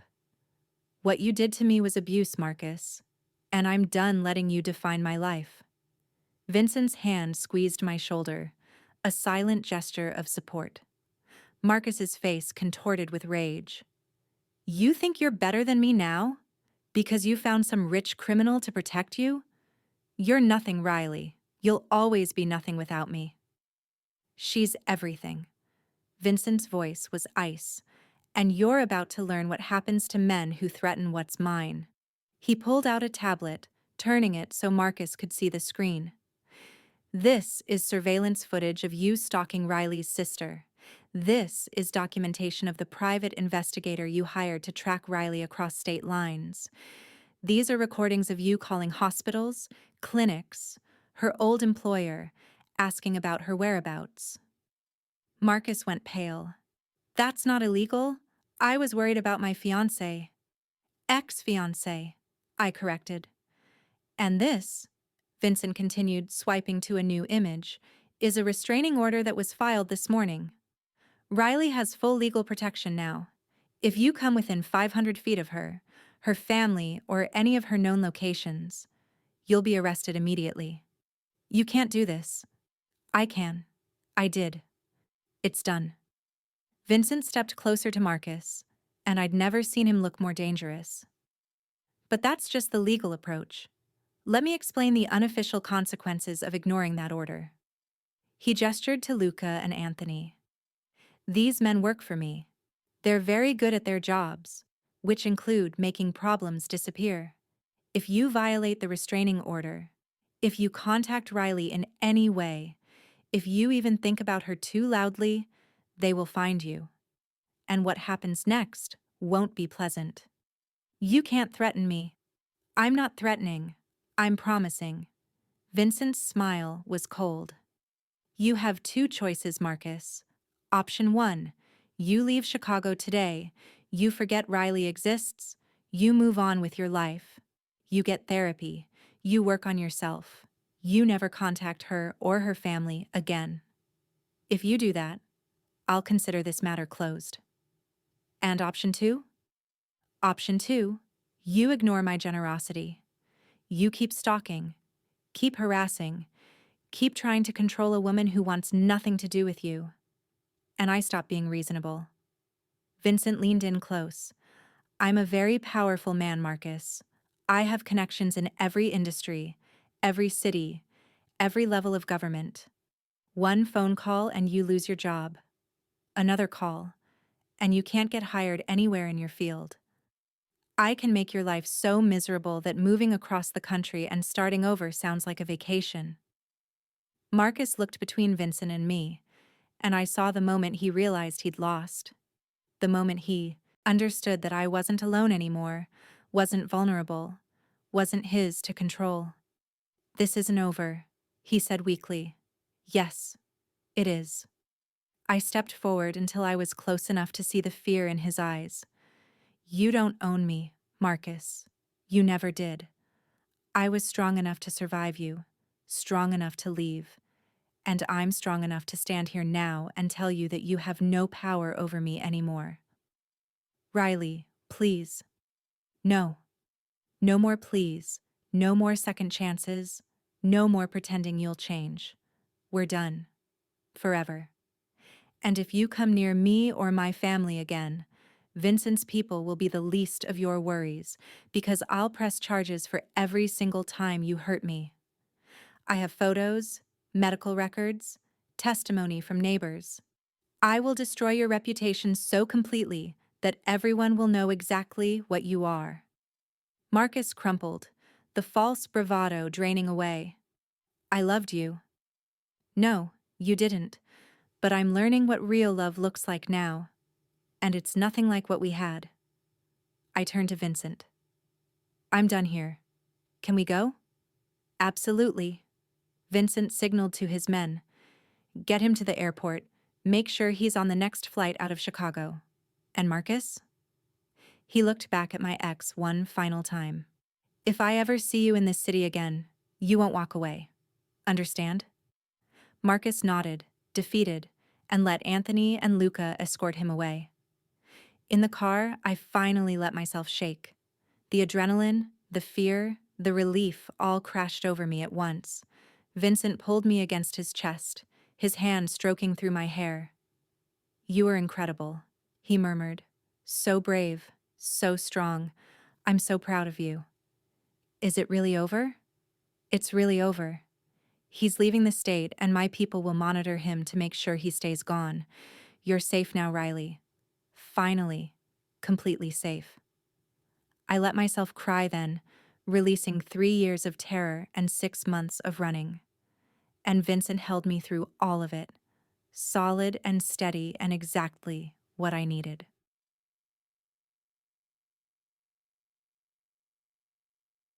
3 months later, I stood in the newly renovated office of Costello Communications, the legitimate PR firm Vincent had helped me launch. The walls were painted soft gray, my communications degree finally hung in a frame, and through the window, I could see the Chicago skyline stretching endlessly. My phone buzzed with a text from Emma. Just landed. Can't wait to see you. Vincent's plane is insane. I could get used to this. I smiled. My sister's Thanksgiving visit had gone so well that she'd started coming every few weeks. Her relationship with Vincent's sister Isabella blossoming into genuine friendship. The office door opened and Vincent walked in carrying 2 cups of coffee and wearing that smile that still made my heart stutter. "Your 3 o'clock just arrived," he said, setting the coffee on my desk. "And I'm officially jealous that you're too busy to have lunch with me. I'll make it up to you tonight." I rose on my toes to kiss him. "Besides, you're the one who insisted I needed my own business. Because you're brilliant and your talents were wasted just working security at the club." His arms wrapped around my waist. "Though I do miss seeing you there every night. I still consult. And besides, this way we maintain some professional boundaries." I hate professional boundaries. He kissed me thoroughly, and I was breathless when he finally pulled back. "By the way, my mother wants to know if you've thought about her offer. To move into the family brownstone? Vincent, we've talked about this. I know. Too fast, too serious. You need your independence." He tucked a strand of hair behind my ear. "But for the record, I think you should know that I'm planning to ask you to marry me." My heart stopped. What? Not today, not tomorrow, but soon. His pale green eyes held mine. "I'm in love with you, Riley Matthews. Completely, irrevocably, forever in love with you. And when the time is right, when you're ready, I'm going to ask you to be my wife." "That's pretty presumptuous, Mr. Costello." "Is it?" His smile was soft. "Tell me you're not falling in love with me too. Tell me this isn't heading exactly where we both know it's heading." I couldn't. Because he was right. Somewhere between that first slap and this moment, I'd fallen completely in love with the dangerous man who'd made me feel safe, who'd protected me without controlling me, who'd given me back my life, and then stood beside me while I rebuilt it into something better. "I love you," I whispered. "So much it terrifies me." "Good." He kissed me again, slower this time. "Because you terrify me too. In the best possible way." A knock at the door interrupted us. Angela's voice came through. "Miss Matthews, your client is getting impatient." "Go," Vincent said, releasing me reluctantly. "Be brilliant. I'll see you tonight." "Vincent." He paused at the door. "When you do ask me to marry you, the answer will be yes." His smile could have lit the entire city. "Then I'd better make it spectacular." After he left, I sat at my desk and looked around at the life I'd built, the business I'd started, the family I'd gained, the love I'd found in the most unexpected place. I'd walked into a nightclub 6 months ago just trying to survive. I'd slapped a man I thought was harassing women, not knowing he was the most powerful mobster in Chicago. And somehow, that moment of courage had led me here. To safety, to love, to a future I'd stopped believing was possible. My phone buzzed with a text from Vincent. "I'm already planning the proposal. Fair warning, it's going to involve my entire family, possibly some illegal fireworks, and definitely me on one knee begging you to love me for the rest of your life." "V," I smiled, typed back. "I already love you for the rest of my life. But I'll still want the proposal. Make it good, Costello. Everything I do for you is good, Bellissima. You'll see." I would see. And I couldn't wait. because I'd finally found what I'd been searching for all along. Not just safety or protection, but partnership, equality, a love that made me stronger instead of smaller. I'd found my dangerous savior, and he'd found his brave heart. Together, we were unstoppable. Thank you so much for watching until the end. If you love this story, check out the other videos on your screen now. I think you'll really enjoy them. And don't forget to subscribe if you haven't already. See you in the next story.